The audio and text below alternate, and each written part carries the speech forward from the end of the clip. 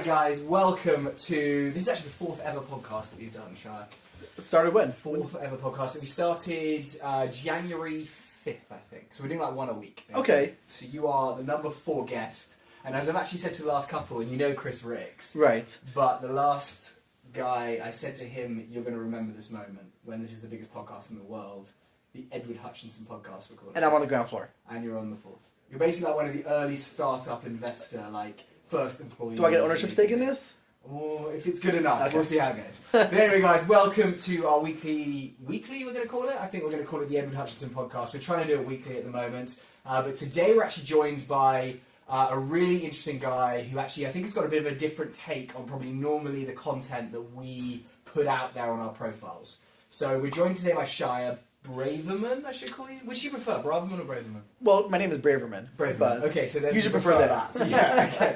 So we're joined today by Shaya Braverman, who is actually a commercial agent in our office. Now, obviously, a lot of people, I think, most people anyway, are not people who are buying commercial real estate. And they obviously, if they're following our account and you're listening to our YouTube or our iTunes or podcast right now, you don't hear us talk a huge amount about the kind of commercial side. And it is massively different. Absolutely. Yeah. It's two different worlds. Two different worlds, and actually, we kind of have different areas of our campus office right now. You've got the like commercial division area. A little nook in the back where we're locked away. So actually, we thought we'd actually invite Shaya on today just to get a little bit of his take on commercial real estate, what people should be aware of, and actually just so we can ask you some questions about how you got into it, and just kind of hopefully give some value back to our podcast listeners. I love it. I'm not sure who's interested in it, but yeah, love to. All your clients. Love to answer what I can. Okay, awesome. Talk about this. So, Shaya, like, just to give our listeners, because obviously most of you guys will know who I am, Edward Hutchinson, agent at Compass, based on Rodeo Drive in Beverly Hills. We try and do as much luxury residential property as we can. We sell a lot of property between that kind of $1 and $2 million level, and hopefully, and we have done some bigger stuff, but in the future we won't. What's your story, Shaya? Who are you? Where are you from? I don't know who I am. I'm trying to figure that part out. But where I'm from, born and raised in LA. LA native. LA native. It's a unicorn. It's rare to find those it here. So is. Yeah. Everyone I speak to, and I'm like, oh, well, how did you get to LA? And they're like, what do you mean? Like, Everyone the transplants. Yeah. Everyone the transplants. So So to be one of the few natives has not worked to my benefit or detriment. Really, I figured I could maneuver that into business, but I suppose you must have a better network here than most people do. So yeah, so luckily I grew up with a lot of people who are in the real estate field, and most successful people have a real estate portfolio. Yeah. So everybody that I've known, family, friends growing up, all have real estate in their portfolio. So that has been helpful in me starting off. My first job was at property management. This was back in 2007. I did commercial property management with a family friend. What kind of commercial? Like So multi-unit residential? I started off. After high school, I went to Israel. Yeah. Joined the Israeli army. Jewish. Wasn't so the best. time. Well, I wasn't the best student in high school. I was actually, it keeps on down low. I was thrown out of 4 high schools.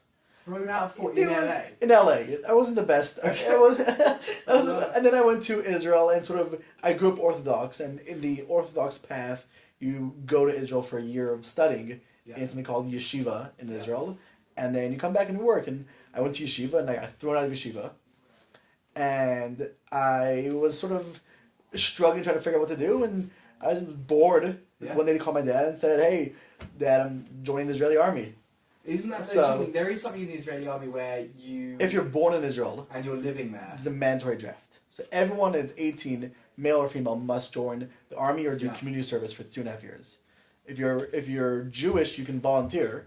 And if you are Israeli but living outside of Israel, you get an option. You can do community service, but if you ever come back to live, you gotta serve. Wow. Yeah. Okay. So it's sort of this mandatory draft. So I was bored and was doing nothing else. Sort of this punk kid, just screw authority and all that stuff. How old was this? And this was 18. This was 17, end of 17, and then 18, and then just on a whim. Joined the army, and that was one of the best decisions I ever made. It just matured me immediately in terms of like structure in your life. And absolutely. It taught me a structure. It taught me how to achieve goals that I didn't think were achievable. Okay. It taught me how to be mature. I mean, I'm 18 years old, and we were in war scenarios with I mean, I was the head sharpshooter for the special forces out there called the Golani The Brigade. head what? The head sharpshooter. Wow, so you got trained as a sniper? I was trained as a sharpshooter, yeah. So there's snipers and there's sharpshooters. I was trained as a sharpshooter, and I was the lead sharpshooter. So what happens is, basically, you go on a mission. Yeah. The captain or the sergeant, whoever is leading the mission, is the first one out there, because they know where you're going, what the mission is. But they can't be the very first one. That's too dangerous. Shot first, yeah. And So I was in front of them. so it was really sort of first to shoot, first to be shot at. So basically, that's a meat bag. I was the guinea pig. They sent me out there to see if I triggered any wires, and if I came back clean, then they went in after me. That is insane. How do you get your head around that when you're doing that? Like, I think at the time you don't think. You sort of it's a cool thing. It was an honor to do it. You're cocky as hell. Just like nothing can hurt me, nothing can stop me. After the fact, you're like, what the hell did I just do? What just happened there? Why would they put me in that scenario? But you mature. I mean, sort of you go out there and you just, whatever I did, between 50 and 5,000 soldiers would have to mimic my move. If I heard a noise and I got down, everybody else behind me would have to get down and mimic that move. So I didn't have time to be immature. I didn't have time to sort of think about be stupid. I just had to mature. So I did that for 2.5 years, came back, and then I called a family friend and said, hey, I want to get into real estate. What can you help me with? And Fred Leeds was his name. He's a big property owner in Los Angeles. He took pity on me, and he gave me a job as an assistant property manager for a 6-unit property in Pasadena. Wow. So I don't know if you know much about management, and if anybody else watching knows about management, but there's not that much to do. Management in general is annoying, but there's not that much to do. You get that emergency phone call, there's a leak, and you need to go and like help. You get the toilet broke, exactly. Yeah. And you have to rent out the units once in a while. Yeah. But to help manage a 6-unit building, not a lot of work. Yeah, it's not the 10,000 unit. It's not the 10,000 unit development. Yeah. So I slowly just grasped the ropes, learned the ropes, worked my way up into the company, and became the regional director of Southern California within 2 years. So went from helping manage a 6-unit to managing about 2,500 units. And how was that you did that? You made sure you were networking and kind of giving as much feedback to the important people in that corporate structure as possible? Or? Yeah, so it wasn't super corporate. It was more an intimate environment, and that's what I've always thrived in. Up until sort of this joining of Compass, I've always been, Partners Trust was a more intimate environment, and that's where I shine more. I'm not a cookie cutter. Yeah. I don't follow the rules even to today. I still don't follow the rules. So I like the freedom of these smaller places, and it was commitment. It was me saying, this is what I want to do. Real estate is not a temporary thing. It's my career. It's my goal, and that's what I need to learn. So I just started grasping everything and just try to learn as much as I can, and I embraced the 6-unit, and I embraced the 12-unit, and then I sort of kept going. And then... So was that a shift in your brain from like short term, how do I make my money to go out and have a good time, to I'm actually trying to build a career here, I'm in this for like the marathon? Well, especially in brokerage.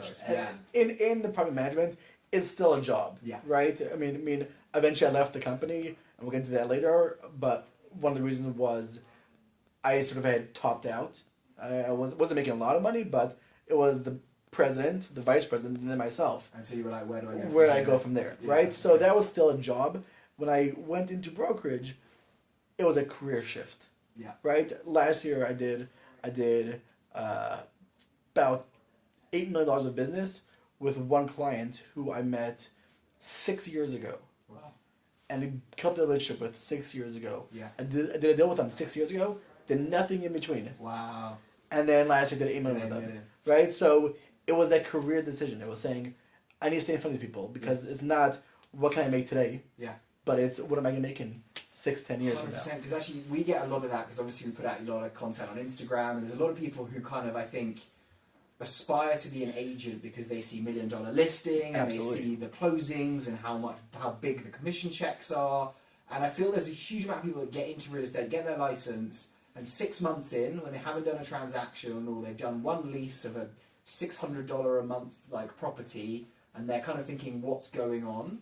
That patience and actually like continued effort without necessarily feedback is so important in our industry. Absolutely. We tell everyone that comes aboard that, especially in commercial, I don't know residential as well, and I'm not going to pretend I do, that you won't make any money for 9 to 12 months. Yeah. I didn't make my first money when I joined brokerage, made the switch. I didn't make my first check till 11 months in, and I made $5,000 11 months in.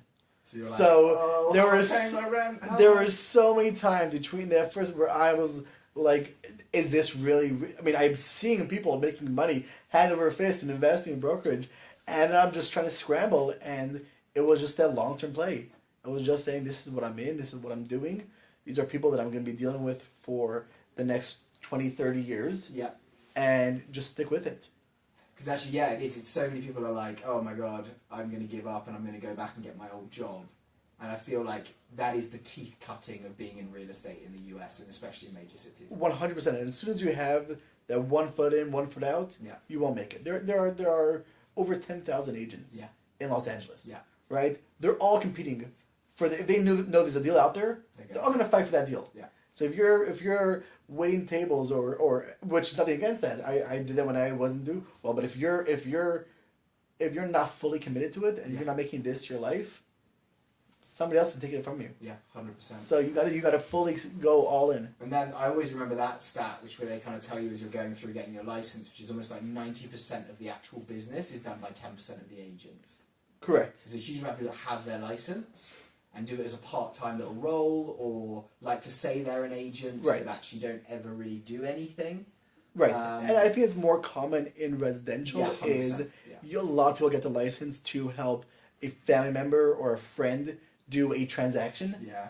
Right? And they think it's an easy way to make a quick 40,000. Yeah.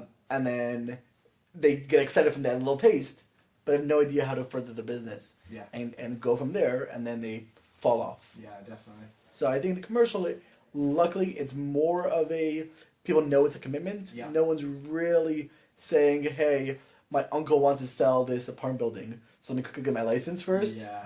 But we still have stragglers and incompetent people in commercial brokerage for sure. But I think that it's not people knowing they're committing full time more in brokerage. Because I suppose actually your day to day, I think a lot of people look at our lives and they're like, oh, well, you go and look around beautiful mansions and you get to meet very rich and famous people and do whatever. Commercial can be a lot more lucrative almost, but actually the actual day to day of it is a lot more cold call spreadsheets. Very mundane. It's what's the return. I think you have the most followers of anyone that I know, so I'm not meeting any rich, famous, fun people. We're in the office all the time. Yeah. We're sitting in front of a computer and running numbers, and it's sort of analyzing properties and going back and forth. And I would say that a lot of our business is repeat people. Okay. Right? So there are people that are trying to get their big sweat in commercial brokerage, but we're dealing with the same people are transacting. Yeah. Okay. And you'll see there's a handful of, let's say, 50 to 100 people that are doing 70% of the transactions in LA. And do you find that, because actually we don't get to see that side of it as much, because obviously you deal with a lot of investors and their business really is like finding the next project, what they're doing, looking at the markets, etc. Do you find that when you're dealing with those people, they're real estate that's all they do? Or are there a lot of guys that are like, I put some of mine in real estate, I do some stocks and some shares and some trading, or... So everyone that has money has real estate. Yeah, that's a very good point. I think we need to put that on a t-shirt. Okay, I'll take 50% of that. That slogan there. We'll sell that Hutchinson Johnstone logo on it. Shaya Braverman right there on the bottom there. You're trimming me that quote. I think that here's the difference between one of the differences between residential and commercial is residential is a milestone. You have earned the right. You've worked hard. You've saved up money. You are now buying a house for yourself, for your family, for whoever it is. You have reached that milestone. Not everyone gets to achieve that. Yeah. Right. You got especially in Los Angeles, where the threshold is getting higher and higher. Yeah. It is so hard to get that.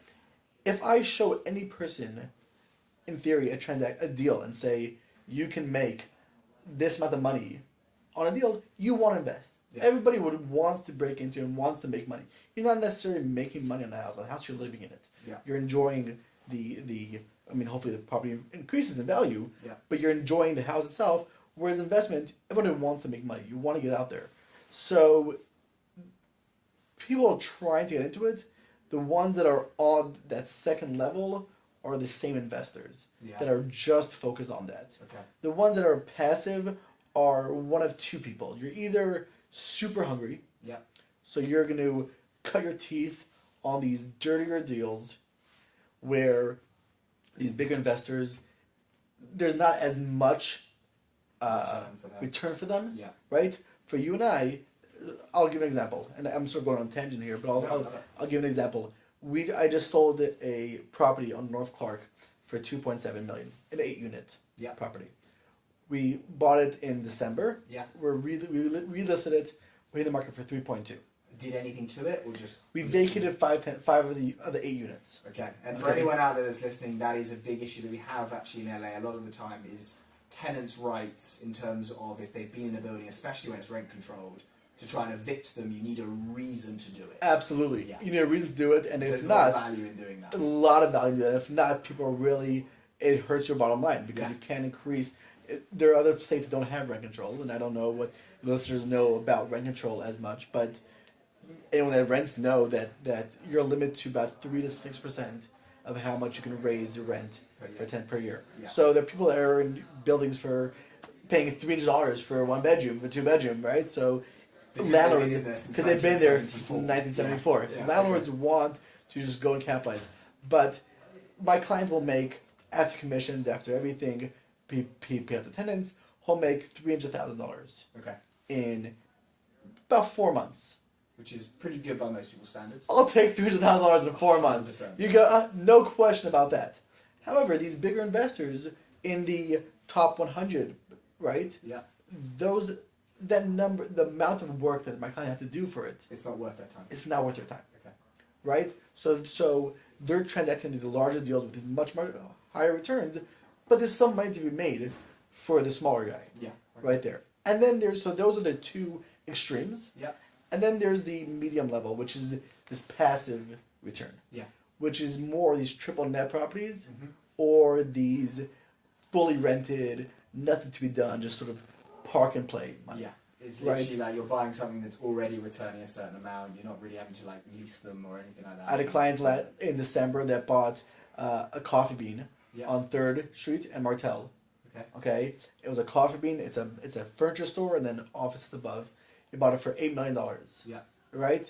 There's nothing to be done. There's leases in place for the next 6 years minimum. They all have options. Maintenance is all good. It's all the tenants pay for the maintenance as well. So that's for their triple net? That's triple net, correct. So, and I don't know whether you want to cover triple net, but the tenants pay for taxes, insurance, and maintenance of the property. So that's the property taxes as well included? That's probably correct. Wow. Correct. So he's making a healthy return on his money and has to do no work. And then those leases are actually locked in for quite long periods of time as opposed to our standard residential leases that I'm a year, maybe 18 months. Absolutely. So we just submitted an offer for the same client. We submitted an offer for a Burger King in Aurora, Illinois. I don't know where that is. Okay. So you've never been there, you've never seen it. Never been. We submit an offer. We will go to the property one time in escrow to make sure it exists. Okay, and that's my entire. As of right now, I just submitted an offer on a property that may or may not be there. So that's almost the complete opposite of my life. Yeah, you guys have to. No one's moving to a house with that sight unseen. And that's I've sold numerous properties where my clients have never gone to them. Wow. They don't care. They need to know it exists. They need to know that the tenant in place is a secure tenant who will pay the rent. Is a Burger King that is corporate guaranteed. Meaning even if this Burger King is the worst performing Burger King in the United States, then Burger King, the actual company, not the franchisee, they're still paying it. Wow. So your rent is there. So what happens if Burger King go bankrupt? So that's your only downside. Where your only risk is you gotta weigh. So you gotta weigh what the company is, right? So I avoid right now auto repairs. I won't go do the AutoZone, right, or Advanced Auto, I'm just not sure where the market of auto repairs and auto usage is going, whether it's going to stay in sort of this archaic cars or electric cars, whether Tesla, for example, they need to fix their own cars with their own store locations, right? So you can't take that to an AutoZone. And then I suppose there's a huge amount of people actually now not purchasing cars but leasing cars. But leasing cars, not doing any maintenance on that. And then the maintenance is built in. You take it back to the actual. Plus, with Uber now, car sales have dropped as well. So it's auto repairs is something that I avoid. Dollar stores, for the most part, I think it's oversaturated. Okay. I think that they're usually in these low income areas which need the dollar stores. Yeah. But they're also subject to the economy, right? So I think that you look at the past recession, and with all the prices that dropped, Beverly Hills was pretty firm, pretty stable, right? You go to these outer areas, and you just see they got destroyed. Yeah. Right. So I try to avoid stuff that have such a specific, targeted market. Yeah. A Burger King we offered on, Wendy's, Arby's. I love fast food. Fast food. Yeah, there's always a demand for it. There's always a demand for it. Everyone loves it. Yeah. Right? I mean, I saw a picture of Bill Gates last week waiting in line for a McDonald's burger. Oh, well, and I love also the Warren Buffett stuff. Warren Buffett eats at McDonald's every day. Every morning. Every day. I mean, he used to get his wife to put the money in his cup holder. I love that. I love that. And this is the richest man. Yeah. And then you go to a job site and you see a guy swinging a hammer and then going to McDonald's. So here's a question for you, then, Shaya. So say you're going to list one of these buildings. You're going to be the listing agent. And there's a 10-year lease in place with something like a Burger King as opposed to an auto store. Is your valuation on the listing price higher because of the fact that you have more of a guaranteed income because of the brand that's leasing it, even though it's the same amount of money it's going to give you? It is. Yes. Okay. So absolutely. So Burger King, was a 5.75% cap going in. Wow, that's good. Do you know what a cap rate is? Cap rate, yeah. Maybe that's something. Sorry to insult you guys if you do know. Actually, most people don't know a cap rate. So maybe let's give them the basics of a cap rate. Super basic. Capitalization rate is a way to evaluate your return on investment. So if you put down 100,000. So if you analyze a cap rate based on 100% down. Yeah. Right. You take the net operating income, which is your money after all building bills are paid. Yeah. Property taxes, insurance, maintenance. Yeah. You're left with that one number. You divide that by your purchase price. That's your return on investment or cap rate. So if you bought something, let's just use easy numbers, for $100,000. So $100,000. You made 5,000 total net profit in the year. 5,000 divided by 100,000. So you got 5%. That's assuming that you put 100% down. Yeah. It varies once you start getting a loan. Because obviously, you're paying interest on the loan, so therefore exactly. Your amount Exactly. But assuming you're just looking at 100%, to keep it simple, your cap rate on that deal will be 5%. Okay. So you're looking at apartments in LA between 4 to 5% cap. And that's down from what it's been in previous years. Oh yeah, absolutely. We really bottomed out in sort of the middle of last year. Okay. And we've been actually building back up a little bit. Really? To this fire cap is actually a little bit higher than normally last year. Middle of last year, we were hitting low 4s, high 3s even, wow. And it just didn't make sense because the interest rate was higher than the cap. Yeah. We're losing money on deals.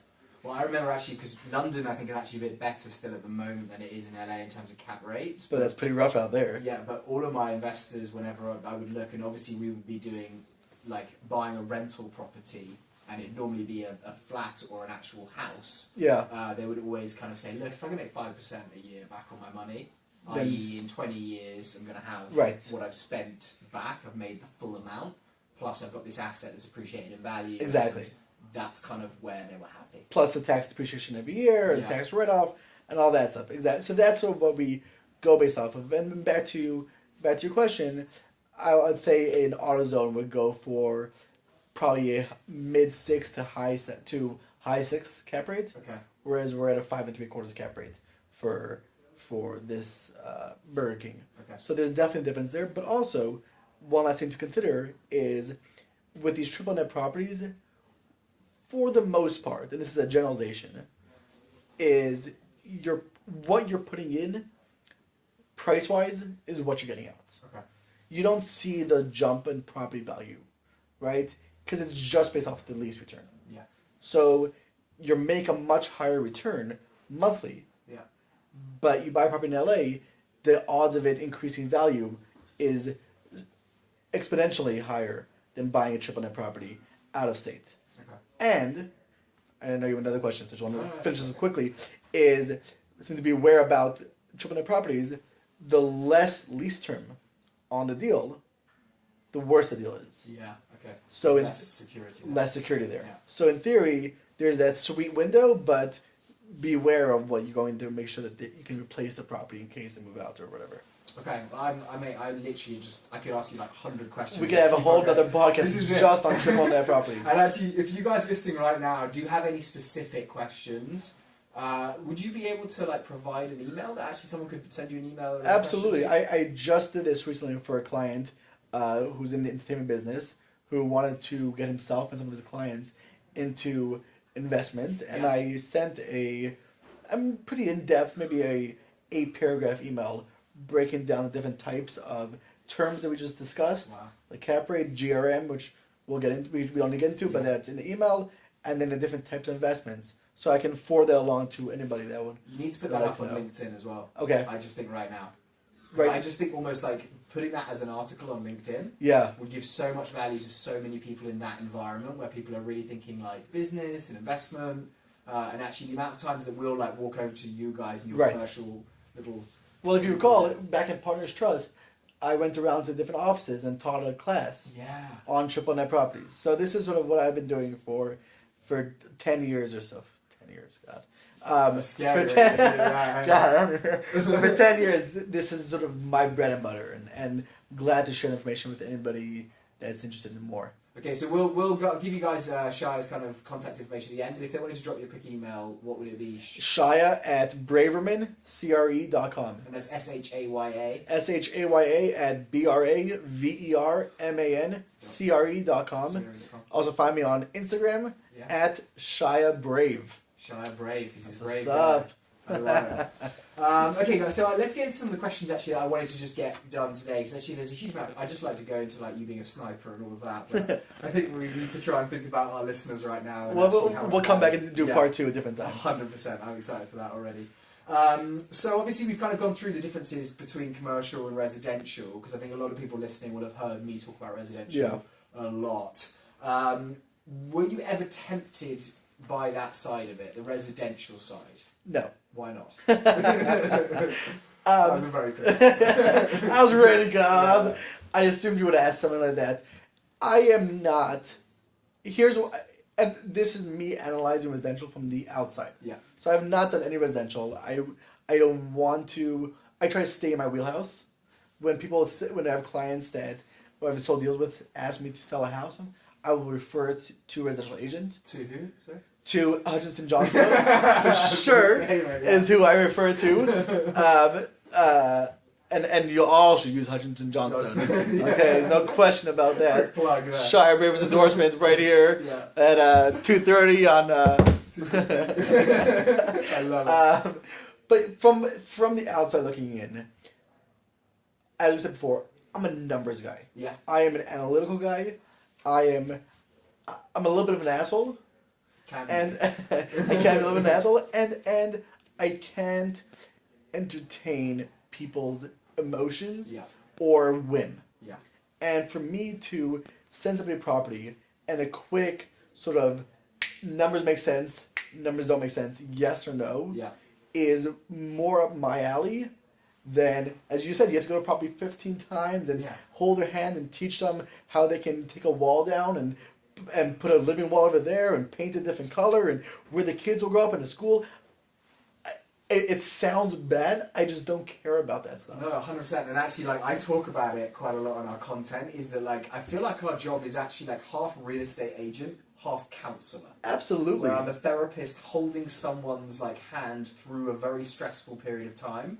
And there is a huge amount of emotion when it comes to that residential side. You're trying to paint a future for them. Yeah. I'm trying to make them $1. Yeah. So it's so I admire what you guys do from the outside. it's not something I could ever. I would get too frustrated. Enjoy it, yeah. Not when I enjoy it, no one would enjoy me. Yeah. I would get too frustrated. Sort of looking at property, and I've heard horror stories of people turning down residential deals because they didn't like the paint. Yeah.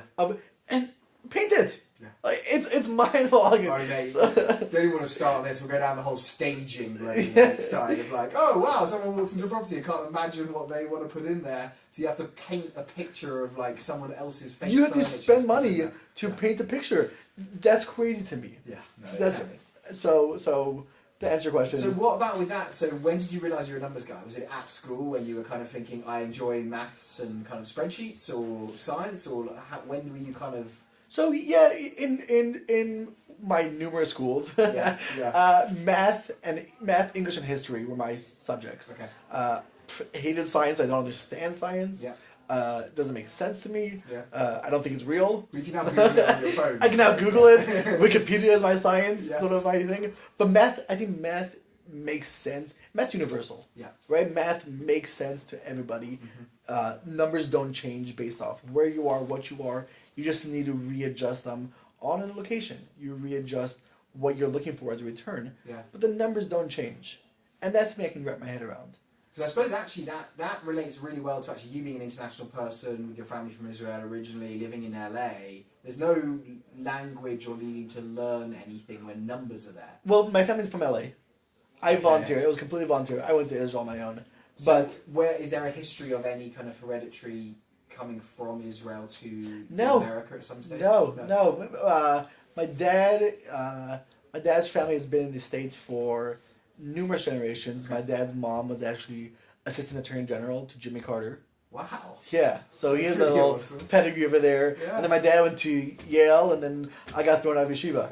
So that's sort of been our and my brother Up and up. and my brother's in Princeton. Yeah. So I just sort of somehow stuck my way in the middle and just screwed everything up. Yeah. And then my mom is from Toronto, and their family originally from Russia. So there was no real connection to Israel, other than the Jewish connection which I had, and just being lost in life at the time. Yeah. But I think that it definitely helped to always have the constant. Just know these will always be there, these numbers will always be there. They make sense to me. And I like transacting with people who can appreciate immediately my use and my servitude. Yeah. So I think in residential, there's usually that emotional roller coaster when they move in, they close the house, they love it. Yeah. Things go wrong, then there's that up and down that you get. Massively. And we have that in commercial, but it's really, as long as they're paying the rent, Yeah. that up stays. And then hopefully you come back around and sell again for them. I think when I first got into real estate in London, my office manager at the time when I first joined, one of the things I still remember him saying to me was, we do something which is the second most stressful thing in people's lives. Number one is getting a divorce. Yeah. Number two is buying your own house. And so I completely appreciate that actually when someone sees, fine, I'm going to get this much back, Right. the stress level isn't quite the same as, oh my God, what are my kids going to do in this situation? What happens if the roof falls in? What, you know, Absolutely. 100%. Absolutely. And most of our clients, not all of them, but most of our clients do this for a living. Yeah. Right? So we do other people that are trying to get their feet wet or are getting passive income. Yeah. But most of them, I'm not showing them their first property.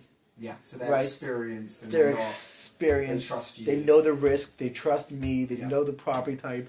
So every property is different, Yeah, but they're all the same. yeah. It's Right. the same So Excel it's- spreadsheet. It's like the going- same Excel spreadsheet. Yeah, this one is a brick and that one's concrete stucco, but at the end of the day, the number is still there. The lease is still the same. Okay, I like it. Actually, to be honest, like my next question was going to be actually something that we've kind of gone over actually, because I was going to talk about how commercial is less location based, and actually you've already given us a couple of stories about how you've never seen this property in Illinois and you're going over there. So I was actually going to say, would you agree with me? But I can't imagine you're not going to. I don't see how it can be. Yeah, I mean, I sold in Hawaii. Does that mean you have to be licensed in those states as well? So we might have to cut this part, but Okay. in theory, yes. Yeah. You should be licensed. You are able to usually partner up with an agent. So you're almost referring a client to them. You are overseeing the client and Correct. communication. Correct. But they're doing the contract signing and. Exactly, and it's only an issue if you screwed up. Yeah. Right. Hopefully you're good enough at it that you're not screwing up. And the other thing, I've sold properties in Hawaii, Houston, Dallas, New York, North Carolina, South Carolina. I have one in Illinois they're trying to buy right now. So I've sort of had. Anything outside of US borders before? No. Is that going to be a 2019? Yeah, I don't know. I've never sold anything out of the US border before, and I don't think I will. No. I think it goes back to me referring business to Hutchinson Johnstone. Yeah. Is I know what I'm good at. Yeah, you don't know those markets. You don't know the currencies, how taxes work in those certain places. Laws, the contract, and for me to my clients, I have clients that trust me fully. I had a client call me up, and my clients, I have some clients that I send them DocuSign and they sign it. Yeah. They don't look at it. They didn't read it. They don't read it. Okay, that's right? Nice. They just sign it, and I built that trust. And for me to sort of risk that trust to make a couple of grand for myself and not give them the full service is not something that I'm going to do. And I suppose actually you have to deal with the time differences in America, which presumably actually if you're doing an East Coast deal or something like that, it's. Yeah, I have insomnia, so okay. Insomnia, call it. But for me, I mean, I don't go to bed until 2 a.m. until the bars close. And what time do you get up in the morning? I usually wake up about 6:30. How do you live on 4.5 hours sleep? I feel like I'm gonna fall asleep one day and then just sleep for 4 months. And then So if you don't see me for like the summer, I'm not out partying. I'm sleeping somewhere. I love it. Okay, so actually, let's get into a bit more of the LA market. Okay. Where you are kind of doing most of your business. Obviously, you kind of went through a little bit how we've seen cap rates kind of have gone down and now they're kind of rising a little bit. Yep. What are you thinking? And obviously, I want to put it out there right now to everyone. Do not kind of take this information as this is this guy and blame him if it goes wrong, because we are not prophets and we cannot turn around and predict. Don't blame me for anything. I don't know what I'm talking about. So don't trust me. Why have we got you on this podcast? I am making this up as I go. But what are you thinking? Is there any kind of trends or anything in the market that you've seen in the last couple of months that actually you are thinking is going to continue in the next couple of years? Are you thinking we're going to see what we've seen for the last few years, or? Yeah, so my bread and butter has not varied. Yeah. My bread and butter is apartments and retail from the $1.5 to $7-8 million range. Yeah. That's where I've made 90% of my money. Okay. 9% of my deals have been in that range. That's what I know. You see how we're being in this world.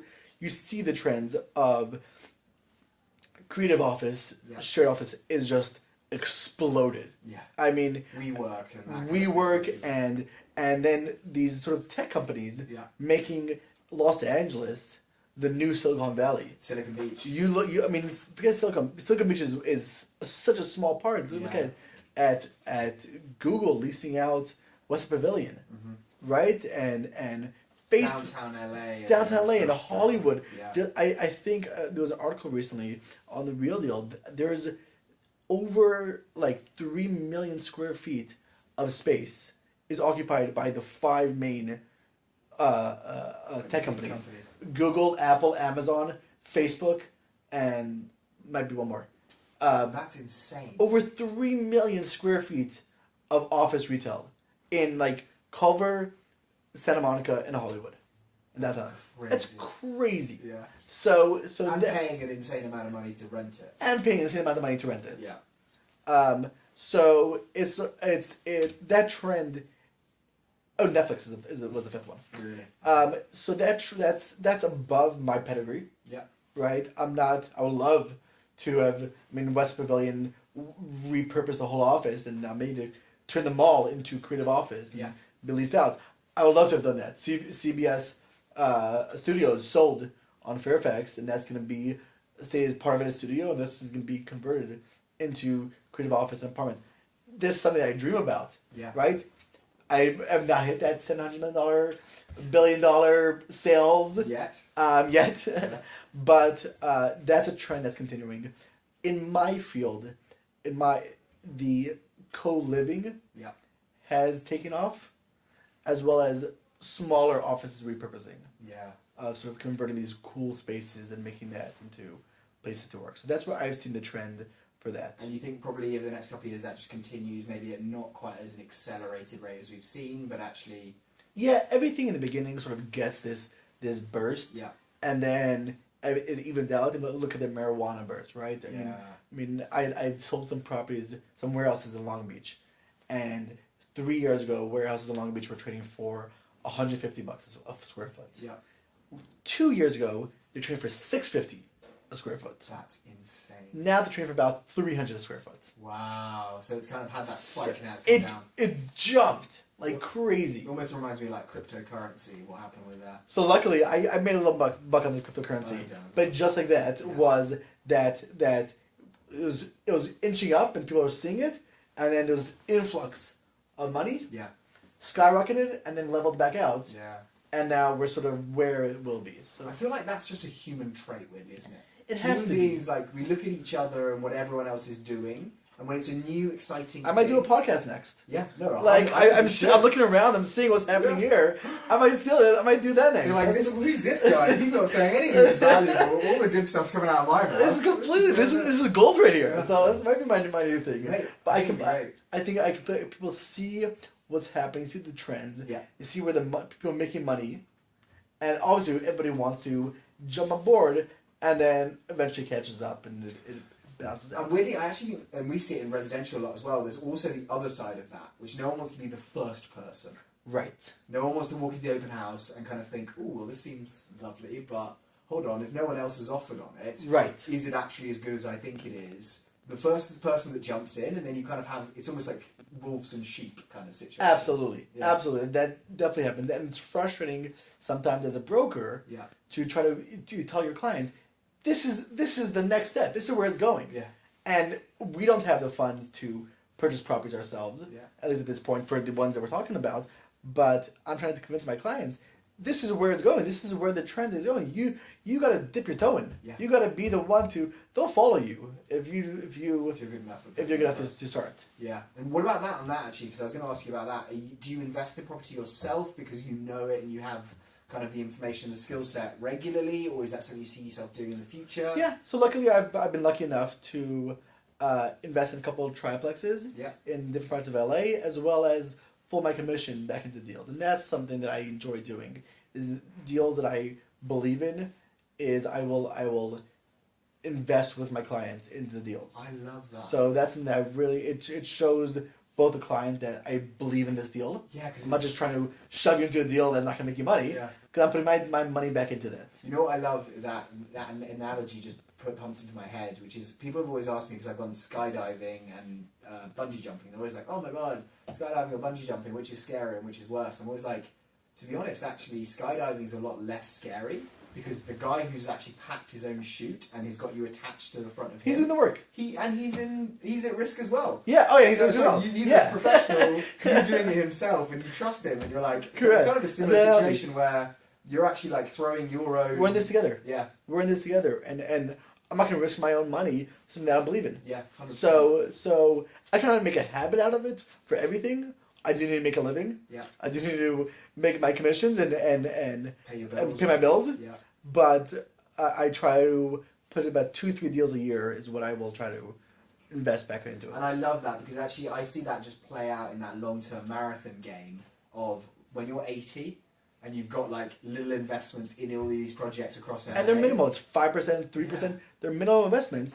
But in 50 years, although I know, They're going to be worth a lot more money. it'll be worth a lot more money. Yeah. And it builds the trust with the clients, the loyalty with the clients. Yeah. For future deals, even if when they have a property that they want to sell that you were not associated with, Yeah.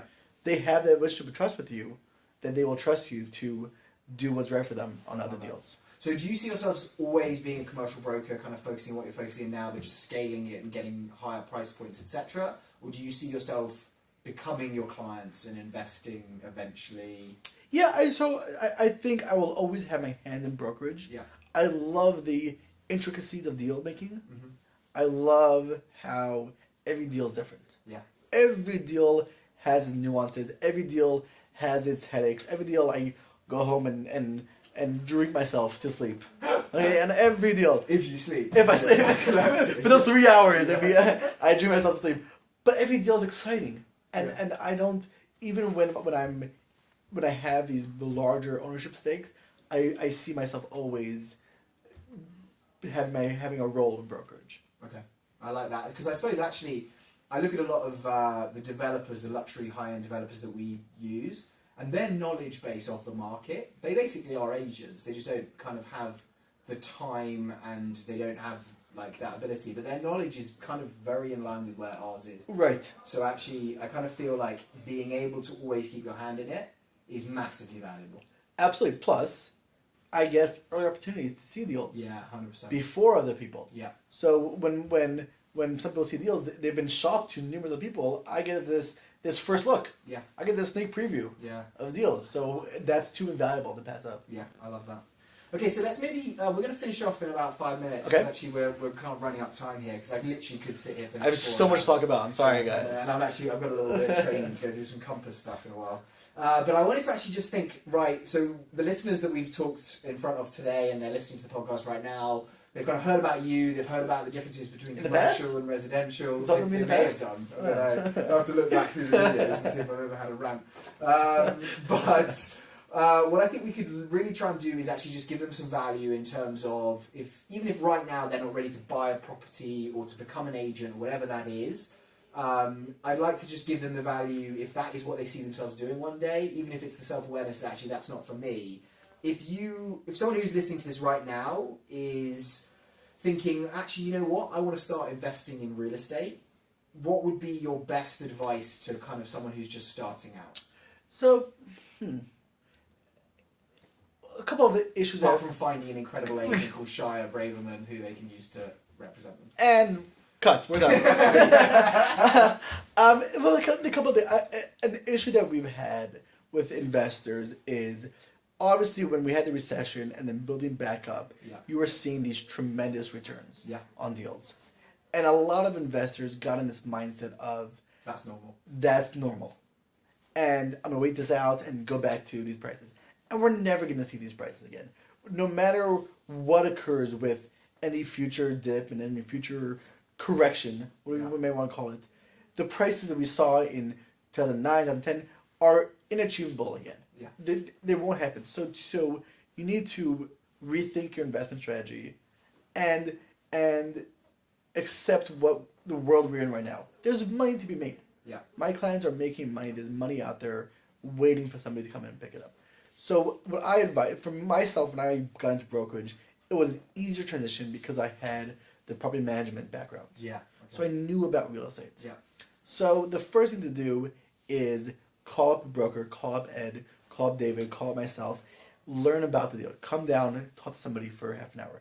Learn about different types of properties. Ask all your questions. There's no rush. There will always be a deal out there to get. There'll always be money to be made. Yeah. Right? So even if you see a property that you like, they say, well, it's not this or nothing.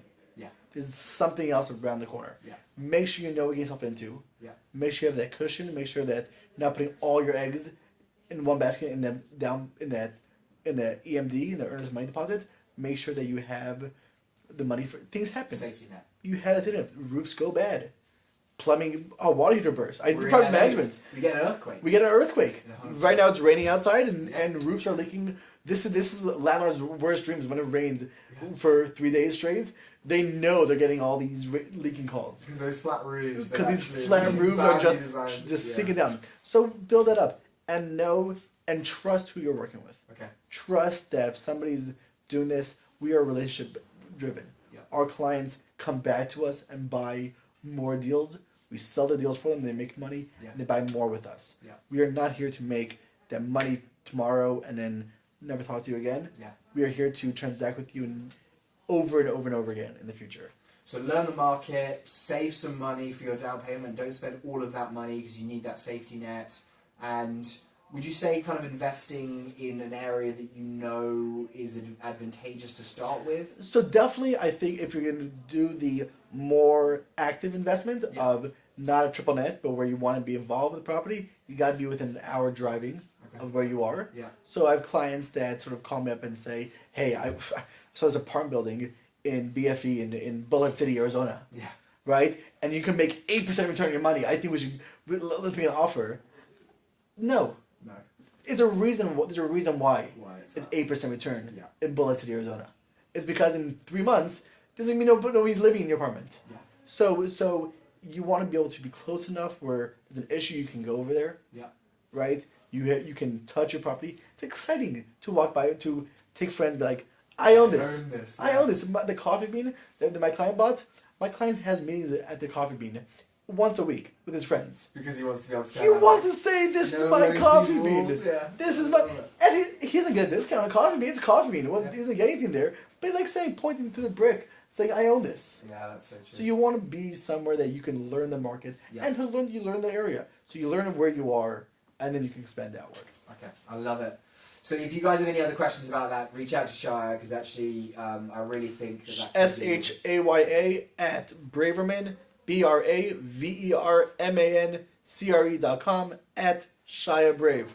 Shaya Brave. What up? On Instagram, Twitter. On Instagram, no Twitter, no Facebook. What the hell's going on? We cut the Facebook out recently, about a month ago. We cut the Facebook out. Reason?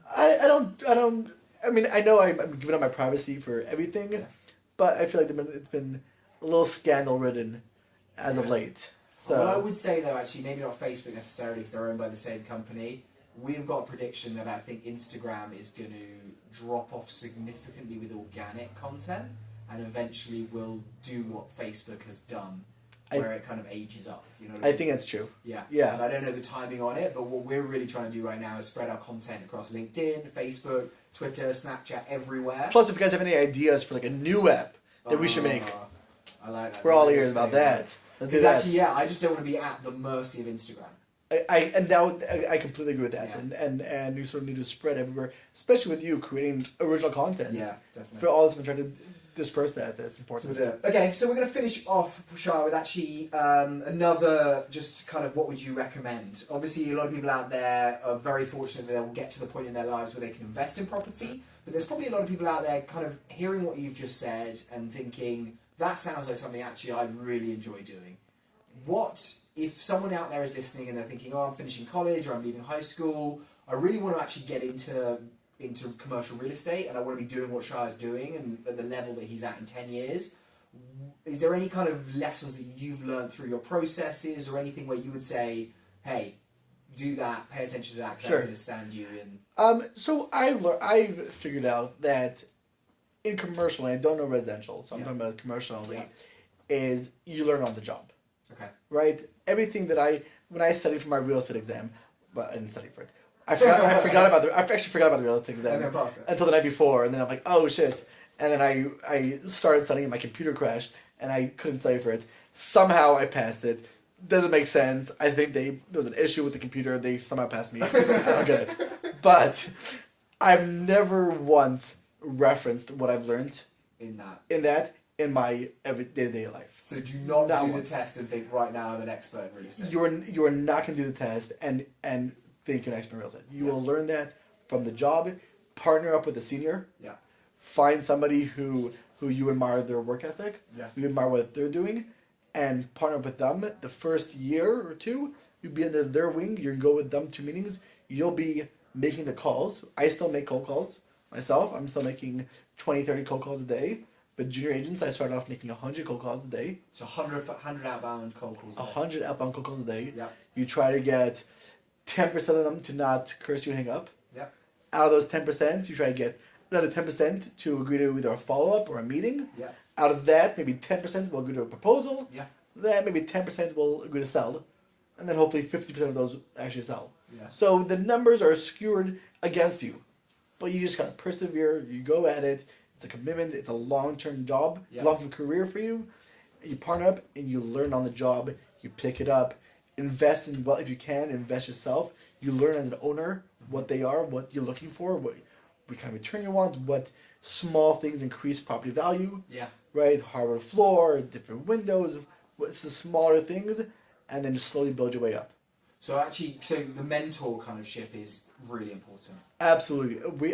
My mentor, funny enough, was at another company called IREA, Investment Real Estate Associates. It was 2009, 2010. Was Morgan McMillan, who is now one of my co-workers here in the office, who we're a big fan of, and I have 5 deals co-listed with him right now. Wow. We randomly came back together to join Partners Trust 3 years ago, out of being apart for 5 years. So he was my senior.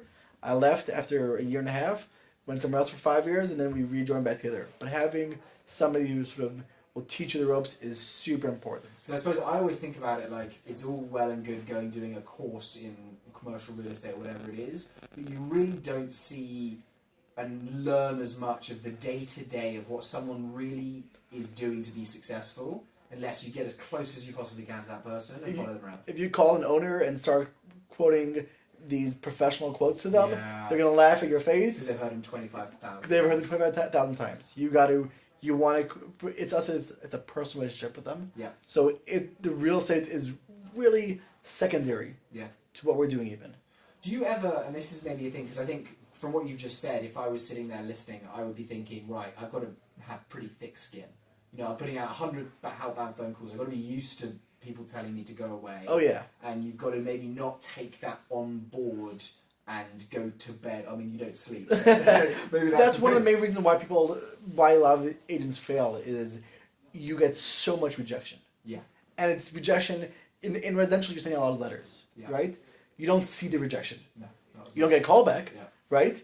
But it's not in front of your face. Yeah. We are getting rejected on the daily basis. People are cursing us out because we're all calling the same people. Yeah. We all get a database of commercial owners in LA, all calling the same people. So you have that short 20-second window to differentiate yourself from everybody else that's calling. Yeah. But even if you do, there's some. I mean, we had. I'll end with this little story. We had a. There's a real estate owner in LA. And this might not be the best story to leave on, but there's a real estate owner in LA who is known for just being a dick. Mm-hmm. And we give all the junior agents, and I was subject to this myself, his phone number. And we say, and I was told this when I first joined, and he's still around. I mean, we just did this to a junior agent 4 months ago, and I did this 10 years ago myself. We say, call this guy, he wants to sell. And you call him, and he'll curse you out for a half hour straight. And I think it's okay to tell you about this. I think he enjoys it, right? So like he's aggressive, but he has to enjoy it because he then calls you back for the next week, cursing you out, and telling you to F your mom's vagina and screw a goat. I mean, he just goes into graphic details. And okay, if you call on a block number, he won't answer because he wants to be able to call you back and go at it. So it's no. So I was told, hey, this guy wants to sell. Is there a good way to get your beak wet? Give him a call. And you call him, and he just goes off on you, and it's always better than that. And then from then on, that's a really good point. It's always better than that. So actually, if you were standing there right now, go and do a sales job if you're waiting to do your license or whatever, where you're going to be making calls. I'll give you this guy's number. Just call this guy. We should broadcast it on the actual podcast. Here's the number on the bottom of the screen, just scrolling on the bottom of the screen. Call this number. I love that. No, and actually, really, when I was in London, that is how we used to do our residential, because how it is you have a listing agent, which is the broker, and you don't have a buyer's agent. Right. So as soon as we list a property, we literally want to contact every single person in our database that we think could be interested in buying that property. So it is 100 outbound phone calls, and they track the outbound phone calls on their system. And actually, I feel like that, even though I didn't enjoy it, and I wouldn't choose to do that now at the level that we're at in terms of the business that we're doing, cutting my teeth that way, I kind of, the value that it just taught me is just mental. I 1000% agree with you. I joined brokerage from private manager to brokerage in 2009, 2010. Yeah. It was the worst time. My first year, I didn't make money for 11 months. My first year, I had 13 listings. Yeah. I won Rookie of the Year. I went to a paid trip to Vegas. I had 13 listings. None of them sold. It was the hardest time for anybody to do real estate. Nobody was buying. Nobody knew what was happening. Yeah. And since then, it's all been easier. Yeah. That's how I started off. I broke my teeth, was on just the worst brokerage ever. Yeah. And then, luckily, I mean, people that joined today, I tell them this is not how brokerage is. Yeah. It's not going to always be this sort of This fun and lovely. Oh. Well, Shai, it has been an absolute pleasure to have you on. I think we definitely need to do another one. I'd actually also love to invite you one time to do our weekly live Q&A. It's a lot shorter, 15 minutes. Because I'm exhausted. Yeah, we have people popping up questions, and actually I think based off this, I think there's just a huge amount of knowledge there that actually our community could actually benefit from, so I'm really happy. So guys, if you want to contact Shaya, obviously he's based in the same office as us, 150 South Rodeo Drive in Beverly Hills. The email again? SHAYA, Shaya at bravermancre.com. BRAVERMANCRE.com. Instagram at Shaya Brave. LinkedIn, Shaya Braverman. Boom. They'll get hold of you. You get a hold of me. 100%. Find this guy, the best real estate agent I know, residential, kills it. Partner with him. Come on, guys. You know, all my business I would refer would be to these guys. I was going to say, you haven't referred to You gotta know. I would refer the future would be with this guy. You guys gotta use him. Come on. All right, you already guys. know what's up. So I just want to say thank you to Shaya. If you guys have any questions at all, feel free to email him. Drop us an email if you, for some reason, can't manage to find his contact information. We'll pass it on to him. But go and follow him on Instagram as well, because I think after we've done this, I feel like you should be doing a weekly little segment just about commercial. It's a very eclectic Instagram. It's my personal and business mixed in. So that. you'll see. I live a very exciting life. We'll see how you don't doing nothing. What you're doing that. All right, guys. Well, anyway, have a great rest of your day. Thank you for tuning in. If you have any questions about or ideas for what we should do in the future in terms of guests we should invite or different topics we should address, definitely reach out and let us know. But it's been a pleasure to have you here, Shaya. And obviously, I think we've actually got some work to do. So let's do it. Get back to that. Anyway, mate, it's good to see you. All right, guys. Thank you so much. Tune in again next week for the next Edward Hutchinson podcast. And again, wish you all well. Bye-bye.